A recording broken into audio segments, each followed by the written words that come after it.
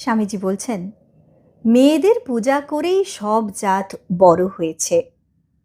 যে দেশে যে জাতে মেয়েদের পূজা নেই, সে দেশ সে জাত কখনো বড় হতে পারেনি, কস্মিনকালে পারবেও না। তোদের জাতের যে এত অধঃপতন ঘটেছে তার প্রধান কারণ এই সব শক্তিমূর্তির অবমাননা করা। মনু বলেছেন, যত্র নার্যস্ত পূজ্যন্তে রমন্তে তত্র দেবতাঃ, যত্রৈতাস্তু ন পূজ্যন্তে সর্বান্তত্র ফলাক্রিয়া। যেখানে স্ত্রীলোকের আদর নেই, স্ত্রীলোকেরা নিরানন্দে অবস্থান করে, সে সংসারের সে দেশের কখনো উন্নতির আশা নেই।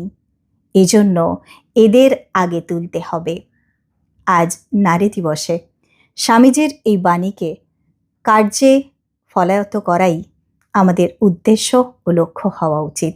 নারী দিবসের অনেক শুভেচ্ছা।